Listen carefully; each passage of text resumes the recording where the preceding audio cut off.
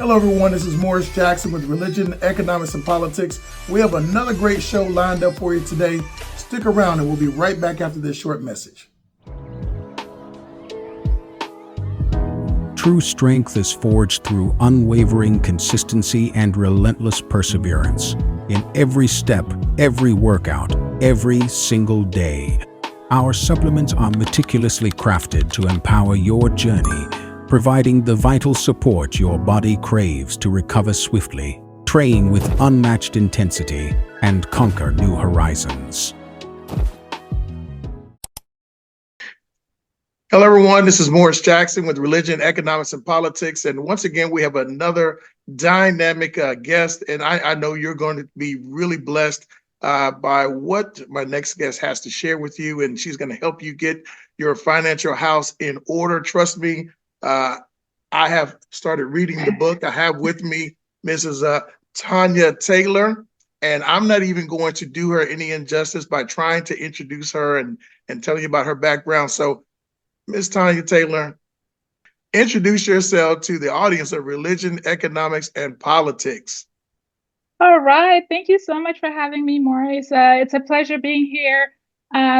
So a little bit about me. I am a CPA and I hold an MBA in strategic management, and I've worked in corporate for 24 years. And I've been a financial coach for that same amount of time as well.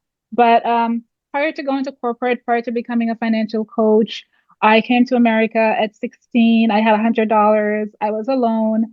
And I came from Jamaica, where I grew up in extreme poverty, right? The kind of poverty where at nights you're like, am I going to have dinner? Or sometimes I couldn't go to school. So when I came here, I saw it as my golden ticket. Actually, when I was coming here, I saw it as my golden ticket. And when I got here, I realized that the America that I heard about in Jamaica was very different from the America I heard about here. And most people were living paycheck to paycheck, and they had a job, they didn't have a career.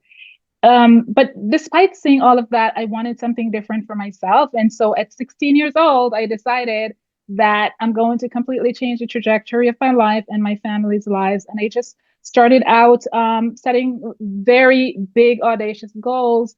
And so some quick highlights of those goals, and then we could get into them a little bit more. But I sent myself back to college, and then by the time I was 25, I graduated college debt free. I had actually purchased a house before I graduated college. And when I hit 25, or probably before I hit 25, I had set a goal that I wanted to have $1 million in my retirement by 45. And I wanted to, if I have children, be able to fund their college education as well. And while I didn't hit that goal at 45, by the time I was 48, I had already gone well over $1 million in my retirement, and I had funded my children's college education as well. So it's just goal setting and just having big dreams and just sort of checking them off. So that's basically who I am. And I'm a speaker, so I do have a TEDx talk out, and I wanted to mention it because I think it's an important talk. And it talks about dreams to disability, because I did become disabled 3 years ago. And so I kind of talk through that and why certain measures that you need to take is important. And I'm pretty sure that we'll end up touching on some of those as well. Wow. So you came here at a very young age with a dream, an aspiration, and quickly found out that the streets are not paved with gold.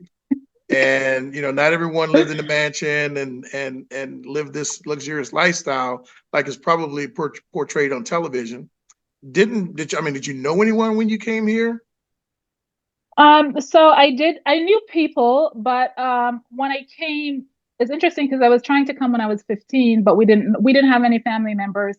And then my dad had a friend here, and that's who I ended up staying with. So they allowed me to stay. I paid them rent once I started working. But it wasn't like I came and it was like, you have a home that you're going to go to. I wasn't sure if they were even going to let me stay with them when I came. So It was just like hoping that I wouldn't have to go back home, because at that time I had just graduated high school and my parents couldn't send me on to higher education. So it was just sort of like, what would I do if I go back home? So that in itself is an amazing testimony. How many people, make that journey, and they're probably, a little older, maybe in their 20s or 30s when they do that. I can't imagine doing that at 16. And so, and you came by yourself and and maybe I would say unsure situation, and not like you came with a large sum of money, or that you came to live with some very wealthy people. So it's not like not like you, like Fresh Prince of Bel Air, where you went to live with the rich uncle uh or an aunt or No. something. So I As mean, a matter of fact, I came with $100. Actually, when I came, they gave me the $100 because my parents didn't even have the $100 to give me to come. But my dad was working for the person, and so he was like, "Give her $100 so she could at least have some pocket money." But as soon as I started working, I had to start paying rent. Granted, it was $20 a week, but I also was making $75 a week, so it was still wow. like almost a So it's third all of my relative. paycheck. Yeah. Yeah, yeah. Wow. That is just amazing. And there's a lot of people here in this country, born, raised here, opportunity all around them. And and this leads to my first question, is because I often hear that it's so hard to save, and it's so hard to invest. And so, can you tell me, what are some of the common mistakes people make when it comes to managing their finances? It's gonna vary, but I think if I were to say broadly, like what do people do that they probably should be doing differently? The first thing is that we don't know how much we have coming in and we don't know how much we are spending. So most time what ends up happening is that we spend more than we make, and therefore we go for the credit card. And that's a big issue because a lot of us don't really realize how impactful having that credit card debt is to our lives. Like literally, we're in this cycle forever. So that's like one of the first thing. The second thing, it's gonna go back to debt again, though. It's that we don't have an emergency fund, and so if something happens, we're going back for that credit card. So there is Yes. no sort of cushion for us to allow us to be able to have something saved somewhere. And I think the third thing, and I could go on and on, but I'm probably going to stop at number four. The third thing is that if we're not paying ourselves first, which most people don't do, and I think one of the key ways to do that is to automate it, because when we get our Mm, paycheck, if we see how much we're getting, we automatically say, okay, I have this bill, this bill, this bill, this bill, right? And it's done. And we don't have any for savings because we have to put it here. But a lot of times yes. when we have that money coming out and it's automatic and we don't even see it and we're putting it in an account where we're not seeing every day, there is a big difference. It's almost like we subconsciously don't even think about it. And so this money is building that we can have it. And the fourth thing is that even if we do that, we don't make our money work for us. We keep it in an account. If you Mm, think about how the economy has been functioning for all these years, interest rate has been like nothing. And so if we even have cash, we just have it at an interest rate where we're not getting any interest rate. So inflation is eating away at that money. And I So guess you the mean to last tell thing, me that the bank is not going to give us a high return on our money sitting in that savings account? now we'll get something if we have a high yield savings account or something like that. But before, no one was paying interest because interest rate was so low. So, Yeah. like, even if we had money, I had a client actually in her retirement account. She's in her 30s and she had her money in a 2% account. So her retirement was earning 2%. And when I said to her, do you realize like for every dollar it's going to take 36 years to double that money? And she was like, what? And I said, you're never going to, even though you're putting the money in that account, it's not growing because, and this is a retirement account. It's not even like it was just a regular savings account. Right. And that's what I love about your financial advice. Like I said, I've been reading your book, and so your book it's not just a financial book, but it's like a workbook. It actually shows you like how to categorize things, how to set up your budget, how to manage your money. And I've been using that, and I mean, that's just, it's different from any other financial management book that I've ever read. Like I said, I'm thoroughly enjoying it. And I'm telling every one of you right now, if you have not purchased this book, you need to go out and go and get it. That's Broke to Wealth by Tanya Taylor. So you've worked, if I remember right, you've worked, is it Goldman Sachs? Yeah. I worked for I mean, they're kind of big.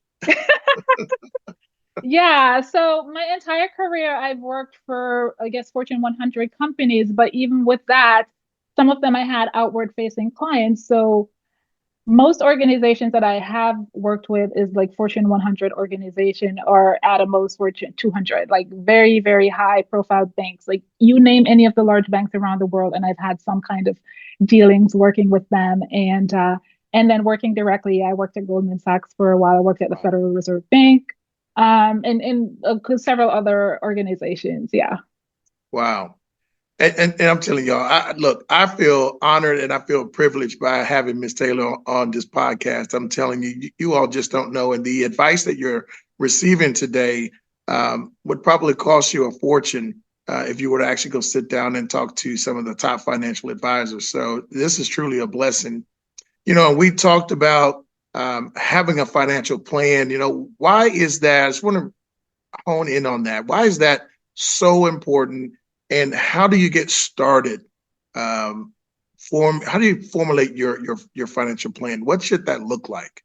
Yeah, that's a great question. And so, because I know that I'm talking to audience from various backgrounds, I'm just going to really try to be as high level as I can. But essentially, when you're coming up with your financial plan, I always tell people this, and it's sort of like they wonder why I start with that. But I always say you got to shift your mindset because in order to come up with your financial plan, you have to have a mindset of, okay, what do I want to do? Right. And if we have this scarcity mindset, or if we have this mindset that, I'm broke, I won't be able to do this, we're not even going to start the process of creating a financial plan. So first, throw everything that you've had in your mind, your stories about money, if it's in a negative way, out the door, and let's start from there.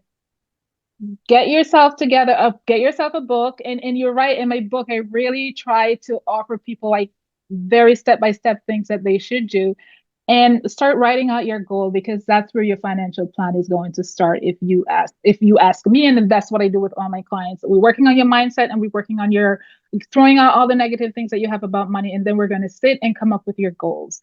And the goals have to be smart goals. They have to be specific, measurable. They are achievable and realistic, and then time bound. So once we've come up with those goals, that's where we're going to design our financial plan from. And within the financial plan, some of the things that you want to make sure that you have, obviously, you want to have a budget. Like every time you hear me talk, you'll hear me talk about a budget, because the only way that you can know what's happening with your money is to be able to see what you have coming in and what you have going out. So you have that budget. You need to have an emergency fund.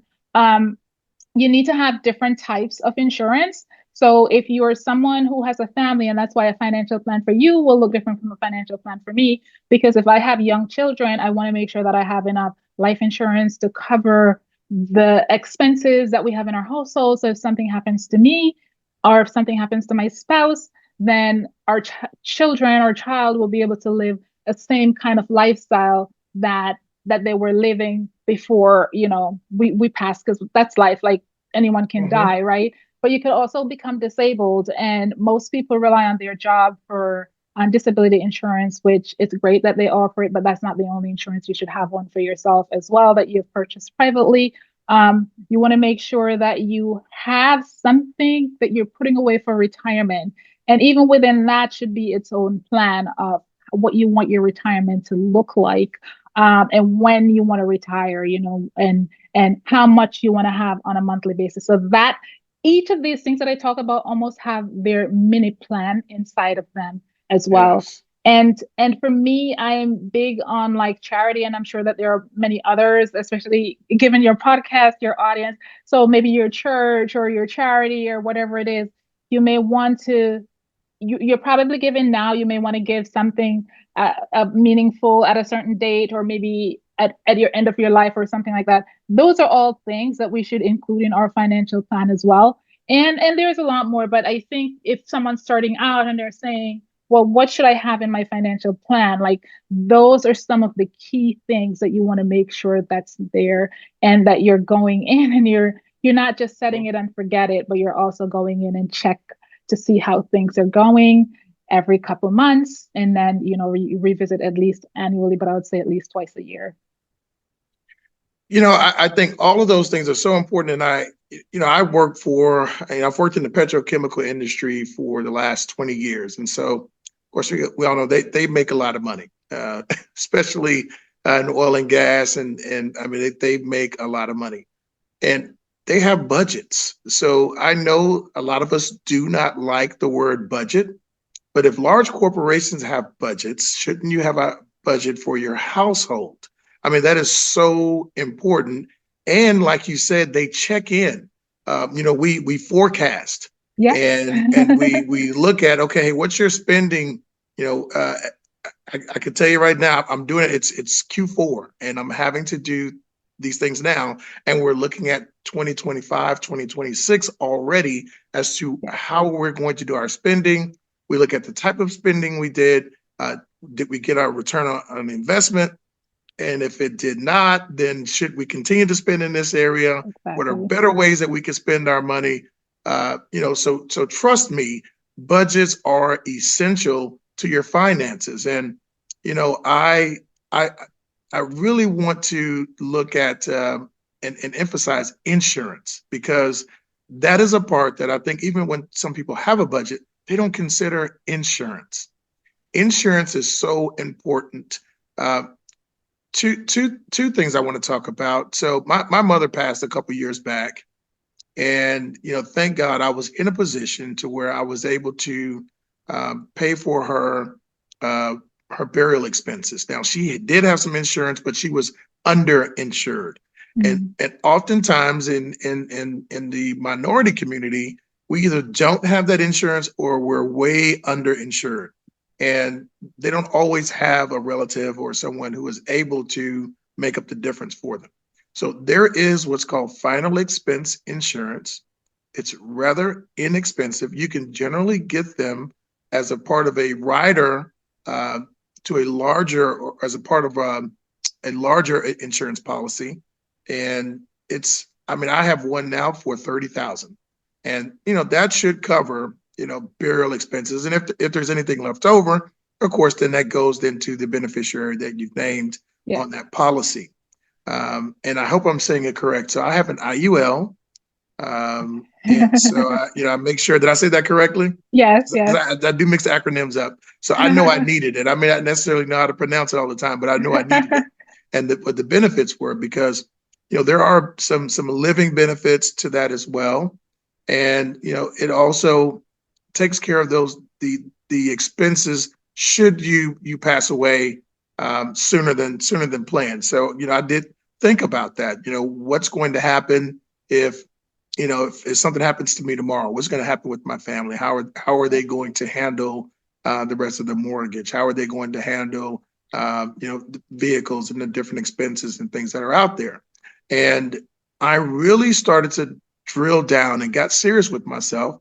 And even more so after I started reading your book, and said, okay, what are we spending money on?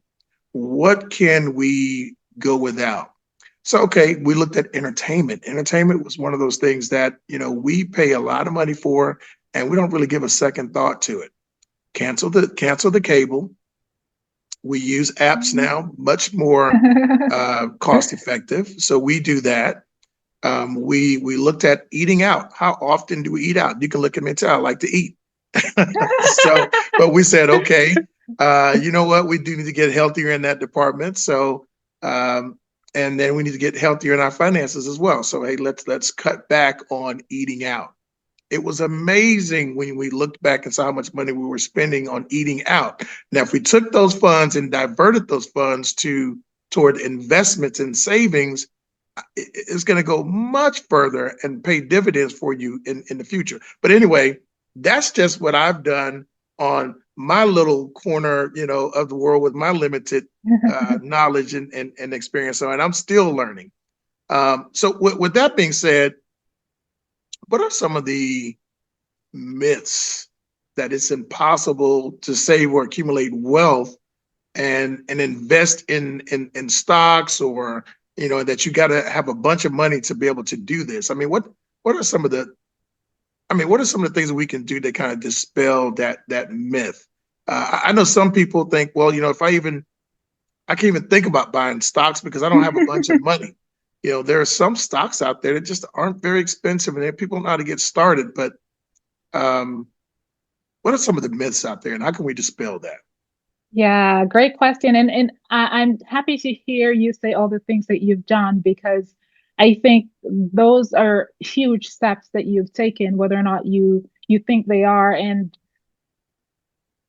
those are the things that when I hear those things, I'm like cheering, cheering, cheering inside. It's like, yay, great. Because as you said so much just now, before I get to the myths, that's so important. Just even like a lot of us can't bury our family, we're going to GoFundMe, and just a small final expense insurance would save, and a lot of it's embarrassing sometimes, so it's just like just being thirty able to dollars a do month is those what I pay for things. that. Yeah, Thirty yeah, you dollars a just month for final it expense. saves you. Yeah, it saves you. When my parents came here, the first thing that I did, we got to get insurance, because if something happened, it's going to be all on me, because all my siblings were still back home.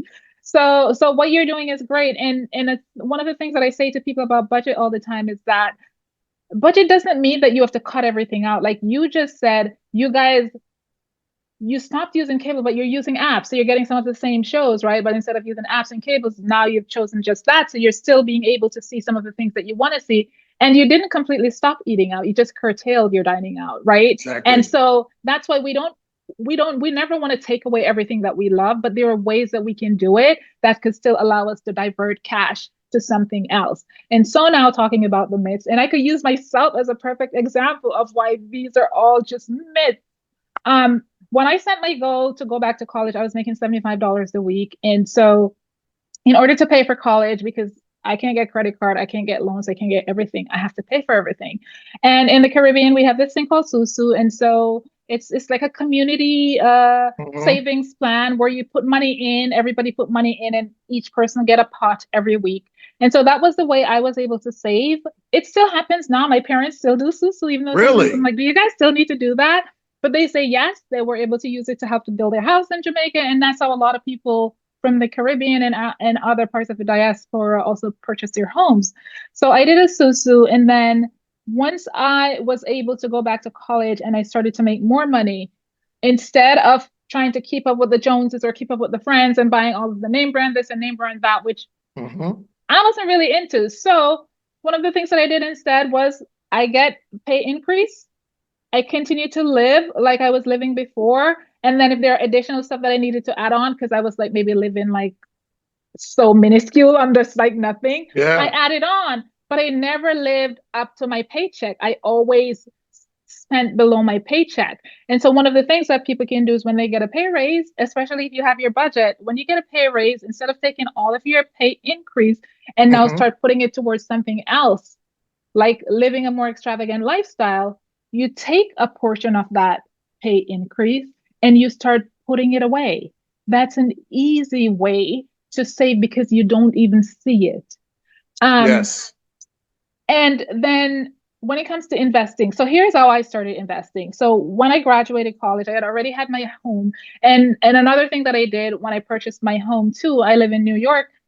I was going to purchase a condo, and I had met this person who started mentoring me. I actually worked at Goldman Sachs twice. I was working at Goldman Sachs at the time. I hadn't graduated college. And I met this person there, and he said to me, instead of purchasing a condo, you should purchase a house, but purchase like a two-family house, rent parts of it, and then you can Smart. live. It's just you. You can live on one floor and have someone help you pay your rent. So that's exactly what I did, and that was another way Very to be smart. able to accumulate income. So I just sought out the right people, or the right people connected with me, and this kind of information totally made sense to me. So I did that. And then when it came to investing, so now I graduated college, and you start out, you don't make a lot, but like as an accountant, as a CPA, your earning potential is still pretty high. But I didn't want to leave all the chances of building wealth, getting to my $1 million at 45 to my job. So what we said was that a group of us, we girlfriends, now we're taking vacation because now we have a little bit of money, we could take vacation. But we said, hey, I remember saying to my girlfriends, like, we should start a stock market investment club. And we all were just like, Oh, none of us know anything about investing, like nothing at all. But we went and wow. we did the research. Like So y'all we were spent, totally green. yeah, like we knew nothing. We don't know anyone that does investing. I worked at Goldman Sachs way back, and I always heard the bankers talking about stocks. So that's even what put that buzz in my ear, like, hey, we should invest. So we went and did a lot of research, and then we actually put together a book, decided how we're going to form a company. We had to learn everything, but at the time we were auditors, so that we were already gaining knowledge, like how do you start a company, certain things. And then we just gathered like a lot of other colleagues. In total, there were, I think, 18 of us who started the investment club. We presented to them, Wow. like, hey, we want to start a stock market investment club. Everybody who came showed up and they were blown away by the research that we had done to get this thing started, even though none of us knew how to invest. And everybody said, yes, we're ready to do it. And so we put together a plan, put together a company. I ran that investment club for 6 years. And we only had $50 a month to invest. It's not like we had a lot. That's why $50 a month. Okay, so y'all didn't get an so each of inheritance us or did a nice nest 50. egg or something from No, any rich relatives, right? no. The thing is, back then, it's not like now, and I'll talk a little bit about now how easy it is to invest. Back then, there were fees that you had to pay if you wanted to trade, if you wanted to purchase a stock. So if I only have $50 a month to buy a stock and I have to pay $29 for fees, it didn't make sense. But if all of us came together collectively and we're paying $29, but we're totally investing like $1,000, then it made more Mhm. sense. And so we did that. We did that for 6 years. And then fees started coming down. And now there are no fees. Like there are no brokerage fees to purchase stocks. Yeah. So for people who are afraid to purchase stocks, it really comes down to learning. Like learn before you buy, but once you learn, you can purchase stocks with even $5. My children purchase stocks for $5 because they have something called fractional shares. And that means, let's say you wanted to buy Apple stock, and Apple stock is now like $245 last time I checked, and you're like, I only have $5, but I want to own Apple. You can go out and buy Apple stock using apps. They have many different Mhm. apps out there and just spend $5. But if you do that every week, instead of buying coffee, you're like, I'm going to put this $5 on my Apple stock. Yes. Then Oh my over goodness. time, Don't get it's me going started on to add Starbucks. up. Yeah. Or say, instead of buying Starbucks coffee, I'm going to go buy Starbucks stock instead. And you just keep Exactly. buying it. And over time, it adds up. And I'm going to tell you one story if anyone wants any motivation. So in 2003, I bought Apple stock and it was around $20 a share. And I Oh my believe in God. holding stock long term. So I remember when I bought it and it was $20 a share at the time and it hadn't split. In total, um, I've had this stock for about 21 years and I made two more purchases, but it was not a lot. But I've had capital gains on the stock of at least $400,000. So I knew you were going to make me regret even more that I didn't buy Apple stock way back when. yeah, Oh my so goodness. and I didn't spend a lot when I first bought it, but what happened is, and I won't I'll say the words, but I can't get into detail about how it works, but the stock split and it kept splitting and splitting. And so I went from owning, I don't know, maybe 20 or 30 shares to owning like 1,000 shares or something like that. Wow. And I only bought additional stocks of, I spent maybe an additional $7,000 on the stock and I made about, yeah. So this is cash that you didn't have to go out and trade time for. No. That And you yeah, and didn't. that's how Yeah. you build wealth. That's another Yes. way to build wealth. You invest. And so you're working, you're earning, you're using that to pay your bills, and then you're investing. And so to be able to pay for my children for college, like I literally just bought stocks, held on to them. Yeah. Wow. So I got into the stock game. I haven't done that well just yet, but I'm working on it. I'm getting there. I think probably the biggest gain that I had was in a short span of time was the GameStop because I did get in on Ah, that. you did that. Yeah, I did that, and I opened up my because I got an alert, and I'd made like $6,000 in one day. Now let me Mm, tell you, I've never made $6,000 in a day doing anything, you know.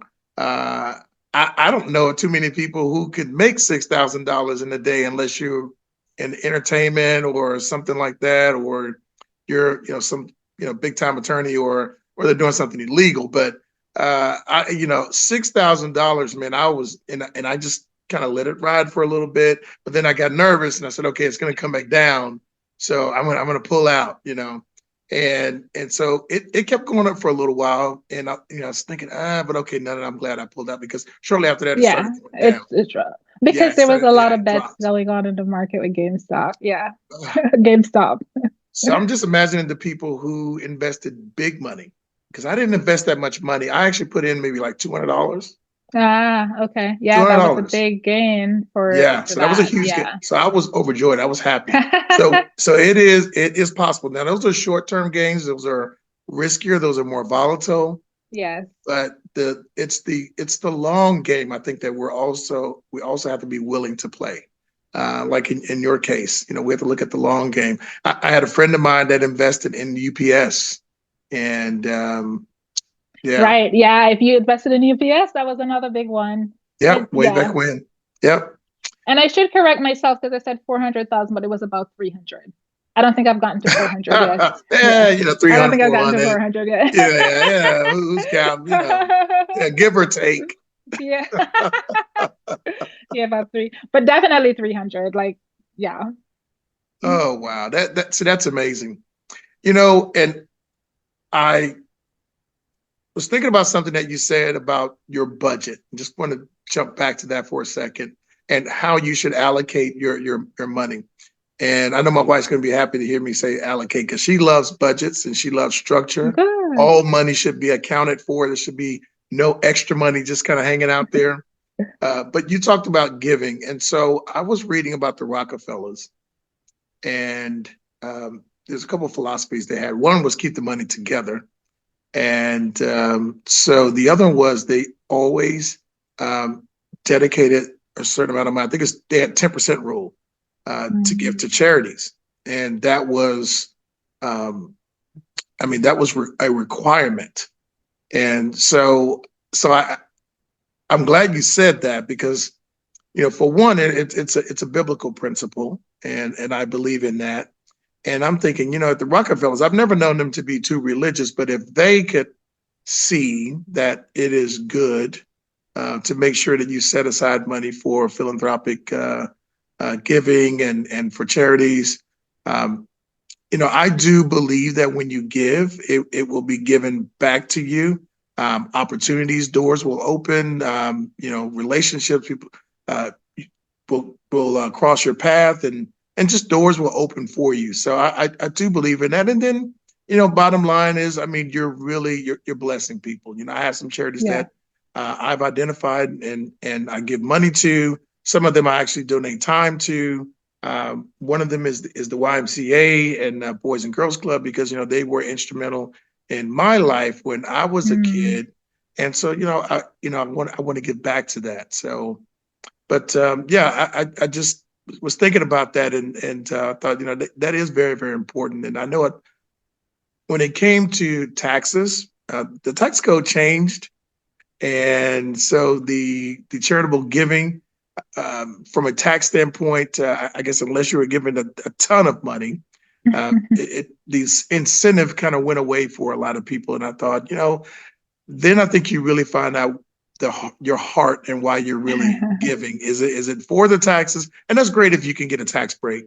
That, don't get me wrong, but you really should give because it's the right thing to do. And think about the people that I you're agree. helping and you're blessing. So, yeah, but once we've accumulated all this money and we've got this wealth, and some of us may be doing pretty well that may be listening to this podcast, how do we protect our wealth?